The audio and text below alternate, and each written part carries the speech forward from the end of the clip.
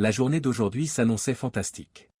C'était la journée idéale pour prendre une douche chaude, faire une longue course sur la plage et regarder le football universitaire à la télévision. Le match du matin était contre San Diego State, et celui de l'après-midi contre l'USC. J'ai mis mes chaussures de course, je suis sorti par la porte arrière de ma maison et j'ai tourné à gauche.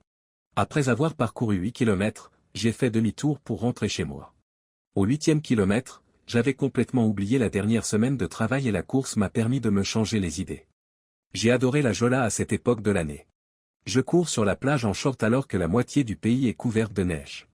Après avoir pris une brève douche, j'ai enfilé un polo, un gant et des topsiders et je me suis rendu chez Tequila Joe. Il y avait déjà un touchdown à San Diego State quand je suis arrivé à Tequila Joe's. C'était un site agréable pour moi. C'était un endroit agréable pour moi. Il y avait une bonne cuisine, 4 grandes télévisions avec des jeux différents, et un personnel courtois, et pas trop fatigant pour les yeux. Ma préférée était Margot. Elle était petite, mignonne et souriait toujours à ce vieil homme. Son âge était bien trop jeune, et je n'avais pas l'intention de sortir avec elle. Cependant, un simple sourire égayait mon week-end. J'ai regardé le football ici de nombreux samedis et même quelques dimanches. Grâce à d'excellents mouvements de balle et à des buts, San Diego State dominait la partie. De plus, la défense tenait bon. Je venais de passer ma 2e commande de bière et mon déjeuner de salade de poulet était de l'histoire ancienne. Lorsqu'il est arrivé, San Diego State était sur le point de remporter une nouvelle victoire. Il m'a remarqué, mais je ne l'ai pas vu. Il est venu directement à ma table. J'ai été surprise de le voir lorsqu'il est arrivé à ma table. Puis il a prononcé les mots que j'espérais ne jamais entendre. « Bonjour mon père ». Ces mots m'ont fait sursauter.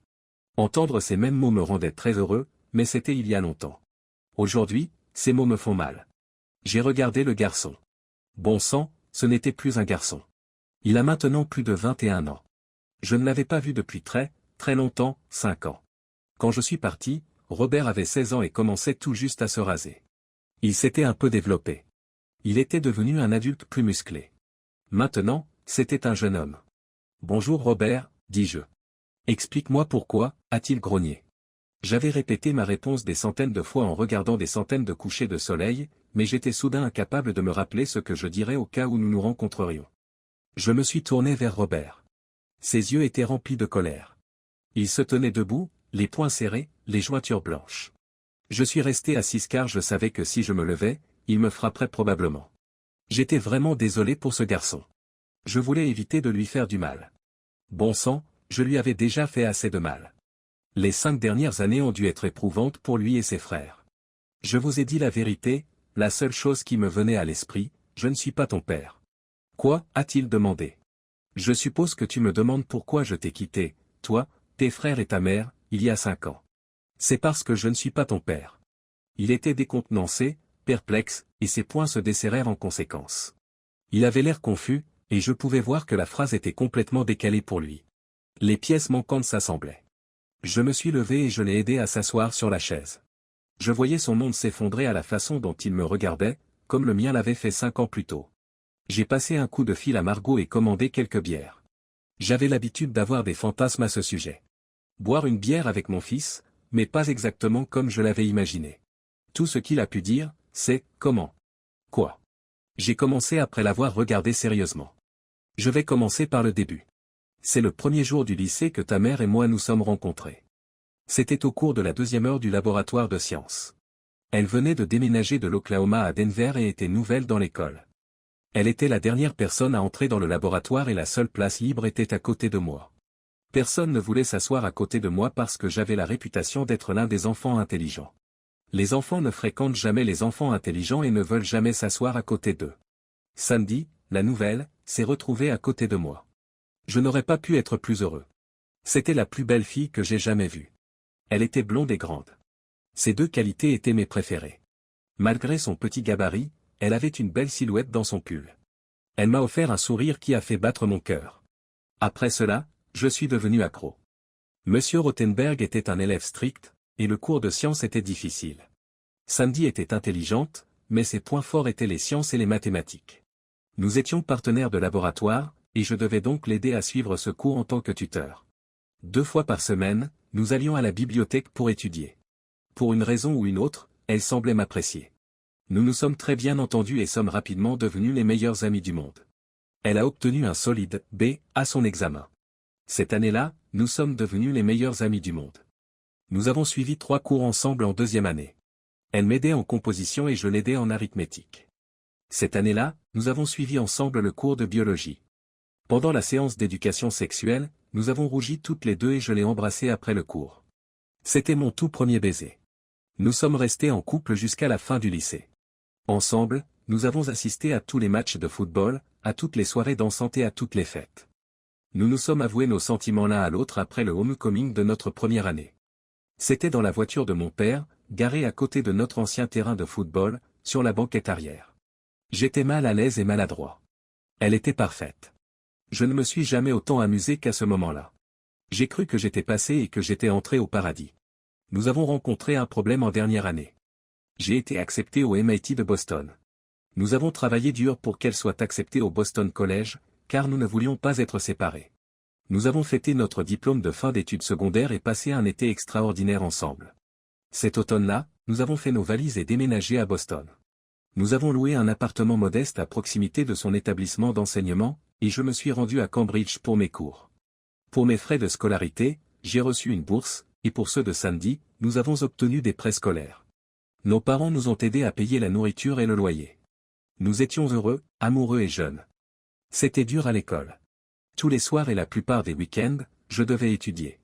On attendait beaucoup de moi et je voulais exceller dans ma classe. La charge de travail et le niveau de dévouement de Sandy étaient différents. Elle était venue pour être avec moi, pour obtenir son diplôme et pour s'amuser. Nous étions amoureux et nous avons profité de chaque occasion d'être ensemble. C'est dans cet environnement que les dispositions sociales de votre mère sont apparues. Sandy a formé un cercle très fermé de connaissances masculines et féminines. Je n'y ai pas pensé sur le moment. Elle aimait être au centre de l'attention de ses amis lorsqu'ils étaient présents. Elle était toujours aimable avec tout le monde. Nous roulions vers l'est chaque automne et passions l'été à la maison. 4 années se sont écoulées rapidement.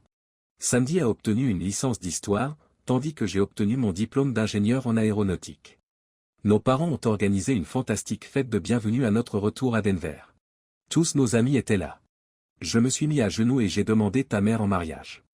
Même si tout le monde savait que nous allions nous marier, c'était l'occasion officielle. Elle a dit « oui » en pleurant.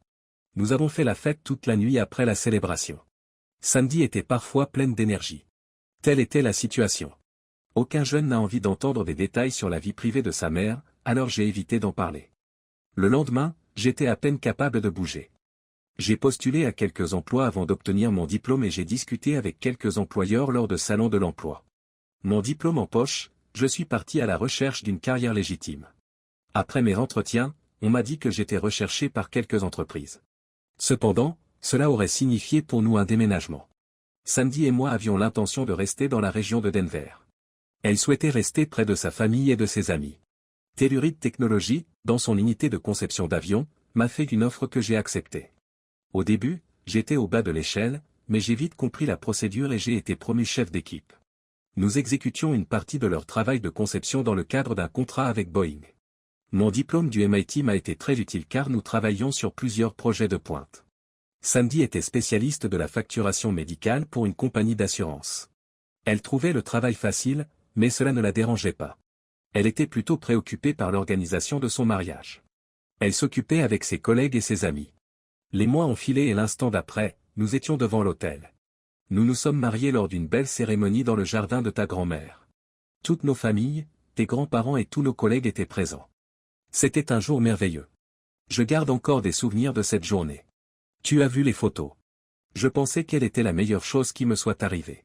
Pour un diplômé du MIT, je n'avais aucune idée de ce qui m'attendait. Nous avons pris un petit appartement et nous nous sommes installés. Robert a tout compris. Bien qu'il ait sans aucun doute déjà entendu ces histoires, il est maintenant très attentif. Il cherchait quelques pièces manquantes pour compléter son propre puzzle. J'ai continué, au travail, je me faisais remarquer. Un jour, le patron m'a convoqué dans son bureau et m'a demandé si je voulais changer d'unité. Il y avait 2 autres hommes avec nous. J'ai trouvé étrange que mon patron ne nous ait jamais présentés. Plus tard, j'ai appris qu'ils venaient du gouvernement. Ils étaient très haut placés dans l'armée de l'air. J'ai posé quelques questions sur ce sur quoi nous allions travailler, mais il s'est contenté d'éluder les questions. Il ne m'a pas donné la moindre idée de ce que serait l'avenir, mais il m'a simplement dit que cela me plairait et qu'il y aurait une augmentation. J'ai dit oui. J'ai rempli un tas de formulaires de la part des deux hommes.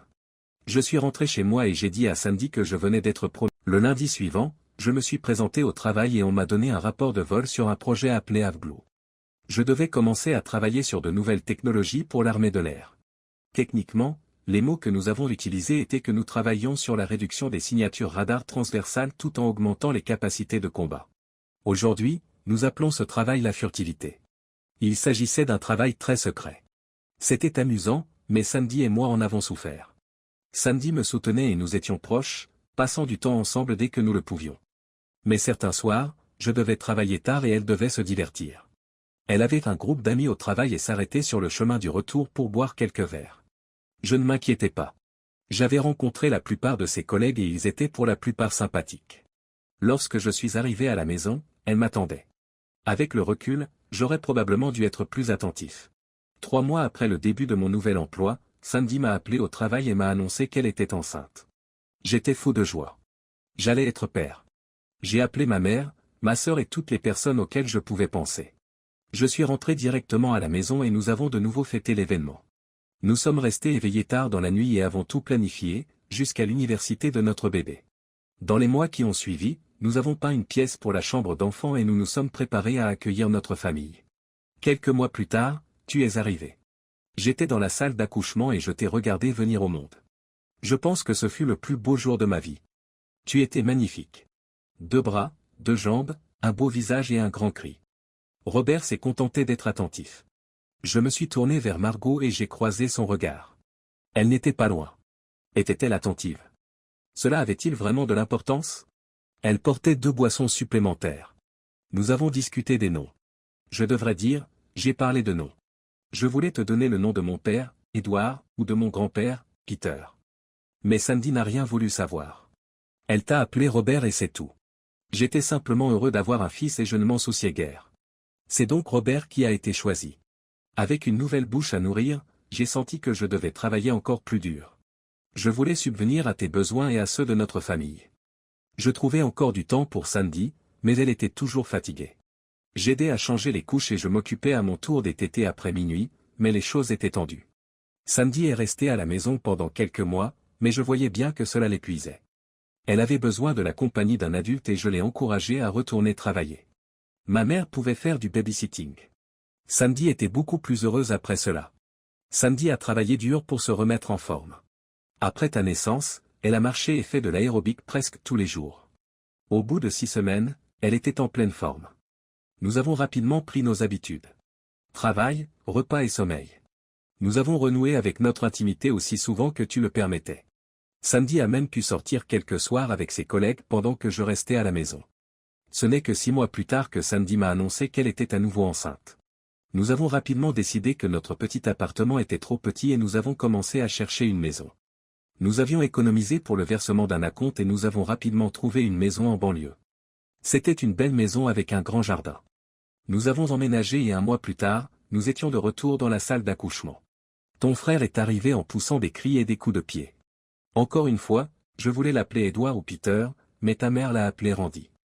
J'ai cédé et Randy est entré dans notre famille. Je pensais que nous étions heureux. Je n'avais pas la moindre idée que quelque chose n'allait pas. Avec 2 garçons en couche, je pensais que le stress était normal. Après la naissance de Randy, nous avons décidé que Sandy ne pourrait pas reprendre le travail. Elle est restée en contact avec tous ses amis de travail et sortait encore avec ses amis de temps en temps. 1 an plus tard, Sandy était à nouveau enceinte. 9 mois plus tard, Tim est arrivé. 1 an plus tard, Michael est arrivé.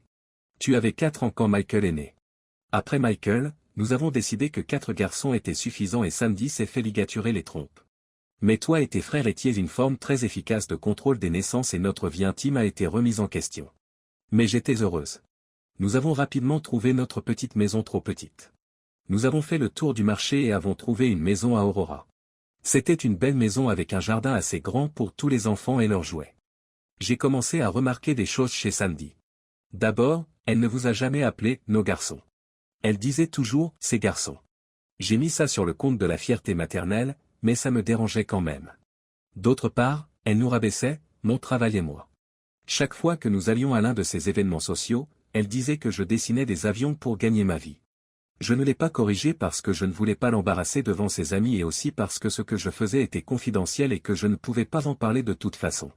Mais cela m'a quand même fait mal. Mon travail était très éprouvant. Je dirigeais mon équipe de conception d'un nouveau chasseur furtif. Il y avait des récriminations au Moyen-Orient et l'armée de l'air exerçait une forte pression. Mon équipe et moi-même tenions nos promesses. Mes patrons étaient satisfaits et ils le montraient en augmentant la charge de travail. Mais même avec tout ce travail, j'arrivais à assister à tous les matchs de la petite ligue. J'ai entraîné quelques-unes de vos équipes et j'ai applaudi à chaque frappe. En soi, ce n'était pas une tâche facile. Avec vous quatre, j'étais très dispersé. Lorsque Michael est entré à l'école, Sandy s'est retrouvée avec beaucoup de temps libre. Mon travail me procurait un bon salaire, elle n'avait donc pas besoin de travailler. Elle a donc fait ce qu'il y avait de mieux, elle a fait du bénévolat. Elle a travaillé avec la Société de lutte contre le cancer du sein et la Fondation de la bibliothèque. Elle a trouvé le moyen d'occuper presque chaque minute disponible. Elle a travaillé dur et a eu beaucoup de succès. Et elle s'est fait un tout nouveau groupe d'amis. Dans l'ensemble, la vie était belle. Mon chasseur furtif volait et avait ébloui le monde lors de la guerre du Golfe. Vous grandissiez et nous faisions du sport. Sandy était impliquée dans la communauté et semblait heureuse. Notre vie commune était très satisfaisante.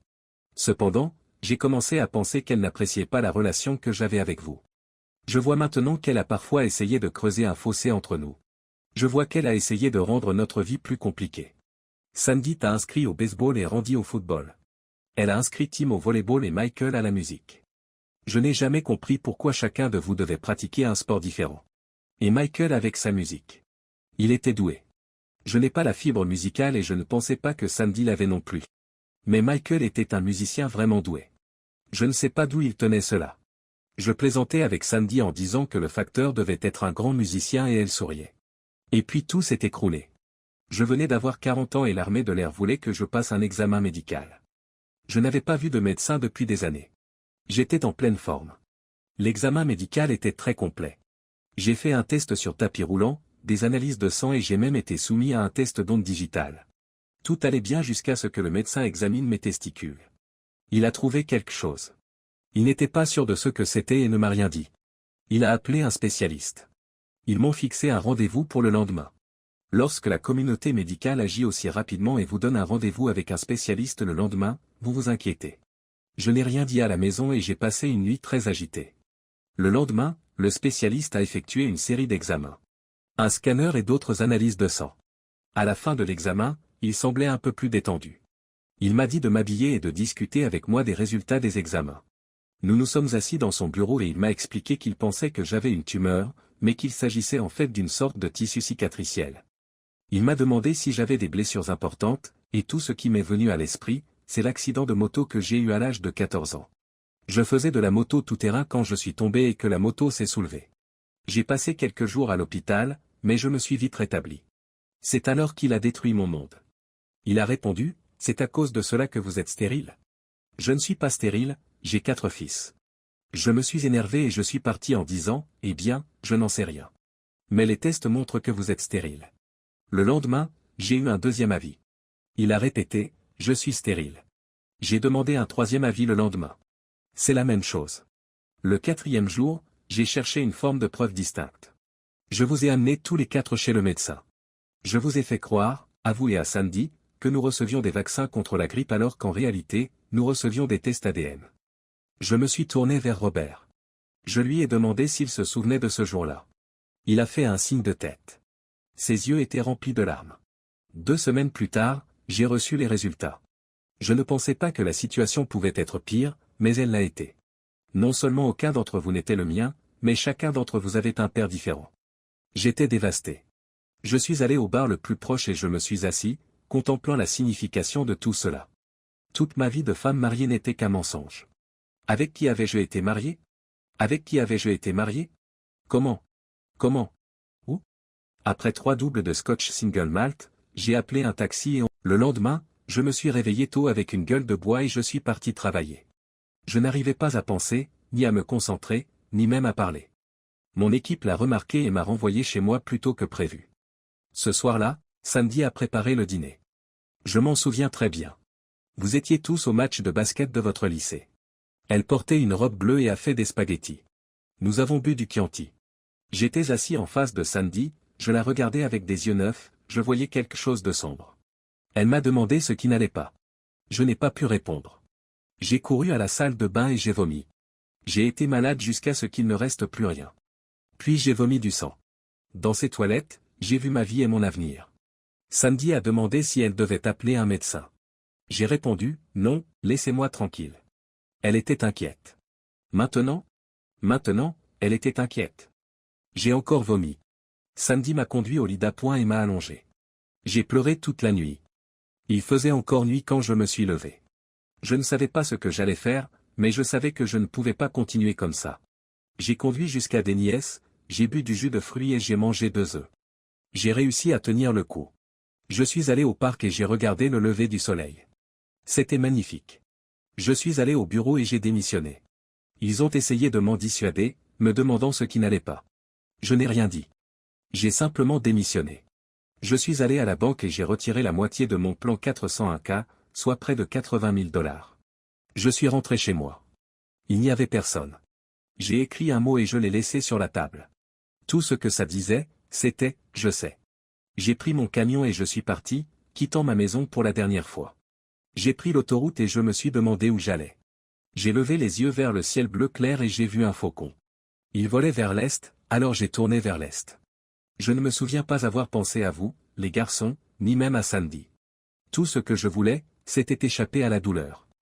Je n'ai pas arrêté jusqu'à ce que j'atteigne l'océan Atlantique, quelque part dans le Maine. Je ne me souviens pas beaucoup du voyage vers l'est. Je pense que j'ai jeté toutes mes cartes de crédit dans une rivière quelque part et que j'ai tout payé en liquide. Le premier souvenir clair que j'ai de ce voyage, c'est lorsque j'ai atteint l'océan. J'ai jeté un coup d'œil à Robert et j'ai continué.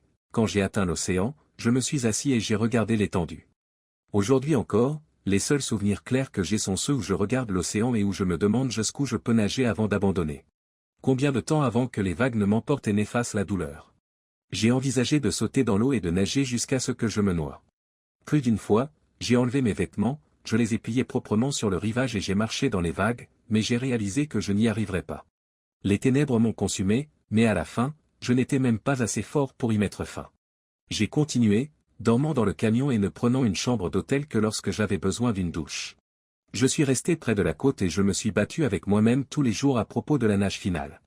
Comme ce serait facile, sans douleur et définitif.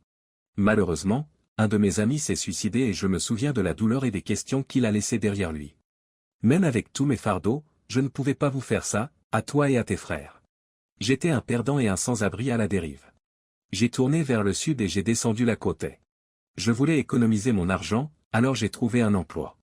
J'ai travaillé comme plongeur dans un restaurant à Annapolis, j'y suis resté un petit moment, puis j'ai continué. Quelques semaines par-ci, un mois par-là. J'ai travaillé comme friturier, serveur, et j'ai même conduit un tramway à Disney World pendant quelques mois. Je travaillais dans un garage à Atlanta quand le FBI m'a trouvé. Apparemment, les autorités fédérales n'aiment pas que des personnes ayant une habilitation de sécurité top secrète disparaissent. Je travaillais dans un garage appelé Alice Brack. Al était un grand gaillard, typique d'un mécanicien. Il portait toujours une chemise graisseuse avec Al sur la poche et un cigare non allumé au coin de la bouche. Après avoir travaillé pendant environ 2 semaines, je suis arrivé au travail un matin, Al m'a accueilli à la porte. Il m'a dit qu'il y avait 2 types qui voulaient me parler et il m'a escorté dans son bureau. 2 agents attendaient. Lorsque je les ai vus, la peur et la douleur sont revenues. J'ai cru qu'ils allaient me reprendre. J'ai envisagé de partir, mais avant que je puisse me retourner, l'un des agents a pris la parole. Nous avons mis beaucoup de temps à vous retrouver et nous ne voulons vraiment pas recommencer. J'ai supposé qu'ils étaient armés, alors je me suis assis. Veuillez vous asseoir. Ils ne m'ont jamais donné leur nom. Puis, selon la méthode habituelle du gouvernement, ils ont commencé à m'interroger. Je devrais plutôt dire à m'interroger. J'avais déjà eu affaire à des fédéraux et à des contrôles de sécurité à de nombreuses reprises, ils ne m'intimidaient donc plus autant qu'avant. Ils m'ont demandé ce qui s'était passé et pourquoi j'étais parti. J'ai répondu que ma femme et moi avions eu un désaccord et que je ne pouvais plus vivre avec elle. Après quelques échanges, ils en sont restés là. Le plus grand a déclaré qu'il signalerait au gouvernement qu'il m'avait trouvé. J'ai demandé s'ils allaient le signaler à ma femme et il m'a répondu « non ». Ma femme ne les intéressait pas. J'étais sûr qu'ils connaissaient la raison de mon départ. Ils m'ont rappelé mes accords de confidentialité et m'ont fait les menaces implicites habituelles. Je les ai remerciés et ils sont partis. En sortant, l'agent le plus court s'est retourné et a dit « je comprends ». Je suis désolé. J'ai vu de la douleur dans ses yeux. J'ai acquiescé et rien d'autre n'a été dit. De retour au travail, Anne m'a confié un travail sur les freins. Je ne pense pas qu'Anne m'ait fait confiance après ça, et je suis parti une semaine plus tard. J'ai toujours pensé que les fédéraux gardaient un œil sur moi après ça, et de temps en temps, l'un d'entre eux venait me voir. Je pense qu'ils voulaient juste s'assurer que je ne divulguais pas de secrets. J'avais mes propres problèmes. Je ne parlais pratiquement à personne. Je ne me souviens pas d'une seule conversation que j'ai eue depuis mon départ. Parler à quelqu'un ou lui transmettre ses secrets était loin d'être envisageable. J'étais abîmé. Je pense que les gens l'ont vu et m'ont laissé tranquille. J'ai passé environ un an sur la côte est avant de partir vers l'ouest. La Nouvelle-Orléans, Houston, Kansas City, Phoenix, puis l'océan Pacifique. J'ai travaillé un peu. J'ai réfléchi. J'ai beaucoup pleuré. J'ai essayé de me souvenir de tout ce qui avait été dit dans notre passé, de tout ce qui avait été manqué. Personne. Je n'y arrivais pas. Je me suis souvenu de chaque conversation avec elle. Chaque insulte. Qu'est-ce que j'ai fait de mal? Tous les bons moments, tous les mauvais. Je ne l'ai pas vu. Je me demandais comment vous alliez, les garçons. Vous m'avez manqué. Mais je ne pouvais pas vous faire face avec ce que je savais maintenant. À la fin de la 2e année, une partie de la douleur avait disparu. Je ne pleurais plus que la plupart des soirs. Certains jours, j'avais 10 bonnes minutes de paix. J'ai commencé à reconstituer des éléments de notre passé. Samedi avec un collègue qui s'appelait Robert. Je l'ai rencontré plusieurs fois. Un trou du cul. Je ne l'ai jamais aimé, et à l'époque, je ne pouvais pas dire pourquoi. J'avais rencontré un autre collègue nommé Randy. Même chose. Elle avait une amie proche qui s'appelait Suzanne, et je me suis souvenu que son petit ami s'appelait Michael. Je me souviens que Suzanne disait qu'il était un bon guitariste.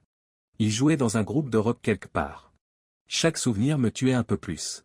Les faits se révélaient, mais les raisons qui les avaient motivés n'apparaissaient jamais. L'avait-elle fait intentionnellement? Pourquoi ces noms? J'étais aux portes de l'enfer. Sur la côte ouest, j'ai commencé à trouver une nouvelle paix. J'ai découvert que j'aimais regarder le coucher de soleil sur l'océan. Je trouvais un endroit le soir et je regardais les vagues et le soleil jusqu'à la tombée de la nuit. J'en ai vu des centaines. Chacun était différent. Chacun d'entre eux m'a permis de prendre le temps de réfléchir, de me souvenir. J'avais l'impression de guérir. Peut-être que les raisons ne seraient jamais révélées. Je me suis retrouvé à Seattle. Je travaillais comme serveur dans un restaurant familial quand tout a changé à nouveau. 2 types sont entrés. Ils avaient l'air d'intello, avec leur protection de poche. Ils ont étalé le dessin d'un avion. J'y ai jeté un coup d'œil rapide. Un petit avion d'affaires. En attendant leur commande, j'ai regardé le dessin de plus près. Ils ont commandé et j'ai dit, les prises d'air ne sont pas bonnes. Quoi? J'ai répondu, si vous changez les prises d'air, vous pouvez augmenter les performances du moteur. L'un d'eux a dit, comment le savez-vous? J'ai sorti une feuille de papier et j'ai fait quelques calculs rapides. C'est un coup de chance. J'ai pris une serviette de table, je l'ai posée sur le dessin, j'ai dessiné les moteurs et modifié les prises d'air. Rien qu'en faisant cela, vous augmenterez les performances d'environ 23%. Ils sont restés muets et j'ai ajouté, le train d'atterrissage n'est pas bon non plus. Je suis allé chercher de l'eau pour la table 5, et lorsque je suis revenu avec le déjeuner, ils ont laissé un généreux pourboire. Le lendemain, j'étais de nouveau serveur. Il y avait beaucoup de monde à midi et je travaillais rapidement. Un homme en costume est entré et s'est assis dans ma section. Je lui ai apporté une boisson glacée et lui ai demandé ce qu'il voulait. Il a sorti un croquis et j'ai vu que les modifications que j'avais apportées à l'apport avaient été faites. Est-ce qu'il demande? Oui. Vous dites que la vitesse n'est pas la bonne non plus. Oui. Est-il possible de parler? Pouvez-vous passer un ordre d'achat? Votre changement se traduira par une amélioration de 22,7% des performances. Vos estimations étaient très précises. Je crois que je n'ai plus l'habitude. Est-il possible de parler? Pas maintenant, je suis occupé. Peut-être plus tard. C'est crucial. Eh bien, je quitte le travail à 16 heures. À 4 heures, il se tenait près de la porte. Lorsqu'il s'est présenté sous le nom de Brad Lansky et qu'il s'est enquis de mes antécédents, je l'ai informé que j'avais déjà travaillé brièvement sur des avions. Je n'ai rien dit de plus, mais il semblait en vouloir davantage. Nous avons parlé du train d'atterrissage. Puis il m'a tout expliqué. Il travaillait sur un nouveau jet d'affaires avec quelques partenaires. Une fois l'avion terminé, ils avaient de l'argent et des commandes importantes. Le jet pourrait être rentable si je modifiais les prises d'air. Ils étaient intéressés par d'autres de mes offres. Je lui ai dit qu'il fallait que j'y réfléchisse. Je n'étais pas sûr d'être prêt à reprendre ma vie. J'y ai beaucoup réfléchi pendant plus d'une semaine. Devait-il y avoir un retour en arrière? Y avait-il un problème? L'angoisse était-elle encore présente pour moi? À pire, je me suis assise et j'ai observé les bateaux qui allaient et venaient. J'ai regardé le coucher de soleil au-dessus du Sound. J'ai décidé de l'appeler. Brad est venu me chercher au restaurant le lendemain et nous avons été conduits à l'aéroport en limousine. Nous sommes montés à bord d'un avion Citation qui s'est envolé pour San Diego 1 heure plus tard. Pendant que j'étais en vol, j'ai revu quelques dessins de leur avion d'affaires et j'ai fait quelques recommandations supplémentaires. Brad a pris beaucoup de notes. Je lui ai parlé de mon expérience dans la conception d'avions. Ma vie conjugale n'a jamais été abordée. Nous avons rencontré quelques avocats à San Diego, rédigé un document, et l'instant d'après, j'étais associé. Certaines de mes suggestions ont été soumises à l'Office des brevets pour enregistrement, tandis que d'autres ont été intégrées à l'avion. Au bout d'un mois, nous étions tous prêts à travailler d'arrache-pied à la finition de l'avion. Pour rester dans le coup, j'ai dû déménager à San Diego. Une fois, les autorités fédérales sont venues discuter avec moi. Ces deux hommes, ainsi qu'un ingénieur de l'armée de l'air avec lequel j'avais déjà travaillé, se trouvaient à Atlanta. Ils ont examiné l'accord de confidentialité et ce que je faisais. Ils étaient mécontents, mais rien ne m'arrêtait. Notre travail se déroulait bien lorsque nous avons reçu un appel d'Airbus.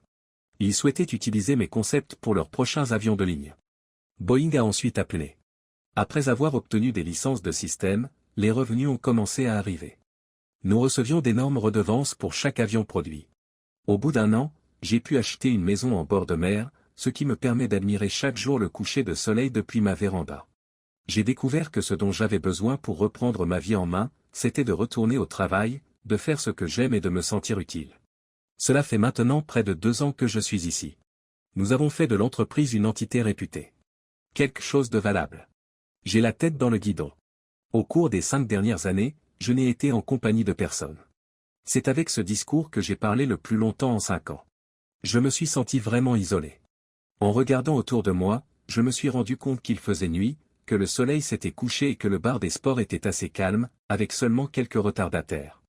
Margot m'a aperçu, puis a précipitamment détourné le regard, les yeux pleins de larmes. Le visage de Robert révélait une tristesse qui n'avait rien à voir avec son âge. « Qu'est-ce qu'on fait maintenant » demandai-je. Les larmes coulent à nouveau. « Je ne sais pas. Tes frères et sœurs ou ta mère savent-ils que tu m'as trouvé ? Ils n'avaient aucune idée que j'essayais de te trouver. Personne n'est au courant. Quelles informations leur donnerez-vous ? Je ne suis pas sûr. J'ai besoin de réfléchir. À 800 mètres à l'ouest d'ici, il y a un endroit fantastique avec vue sur l'océan. Cela fait longtemps que j'y réfléchis et que j'y observe les vagues. » Robert se leva pour partir. Il avait l'air d'avoir 10 ans de plus qu'à son arrivée, affaissé, épuisé. En quelques heures, son univers a changé du tout au tout.